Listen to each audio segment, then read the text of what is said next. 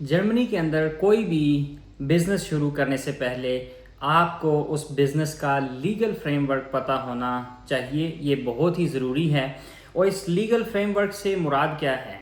इससे मुराद ये है कि जो भी कंपनी आप खोलना चाह रहे हैं उसका लीगल स्ट्रक्चर क्या होगा, वो छोटी कंपनी होगी, बड़ी कंपनी होगी, या उस कंपनी के अंदर कितने फाउंडर्स होंगे।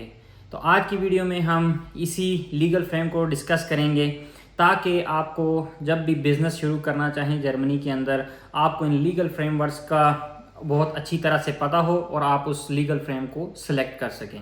सबसे पहला जो लीगल फ्रेम आता है वो है आइंजल unternehmen, इसको जर्मन में बोलते हैं, जिसका मतलब है कि एक एज अ फ्रीलांसर या आप एक सिंगल पर्सन अपनी कंपनी शुरू करना चाहते हैं। कंपनी का जो लीगल स्ट्रक्चर होगा उसको आइंजल unternehmen कहते हैं, या जो है ना सोल प्रोप्राइटरशिप भी कहते हैं।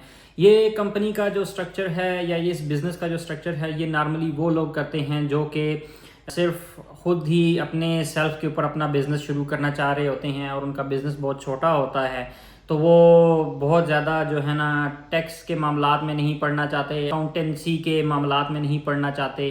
तो उसके लिए फिर आप एज अ स्टार्ट के तौर पे ये शुरू कर सकते हैं आइंजल unternehmen को, क्योंकि इसकी जो फ़ायदे हैं वो ये हैं कि आपको इसको ओपन करने में इसकी कोई इतनी ज़्यादा कॉस्ट नहीं आती। आपको जस्ट जो है फिनांसाम्ट जिसको बोलते हैं, यहाँ का जो टैक्स ऑफिस है वहाँ जाना पड़ता है और वहाँ जाके आप अपनी रजिस्ट्रेशन कराते हैं कि आप एज अ फ्रीलांस वर्क करना चाहते हैं, चाहे वो फुल टाइम है चाहे वो पार्ट टाइम है।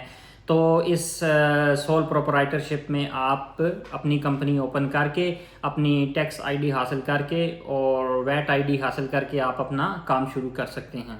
एक और बात माइंड में रखें कि जो सोल प्रोप्राइटरशिप है इसके ऊपर वैट नहीं लगता, तो आप वैट से एग्जाम्प्ट होते हैं। मींस कि जो बड़ी कंपनीज कोई प्रोडक्ट बेचती हैं तो वो साथ वैट लगाती हैं, तो इस केस में वैट से ये एग्जाम्प्ट है सोल प्रोप्राइटरशिप, तो वैट इसमें इंक्लूड नहीं होता।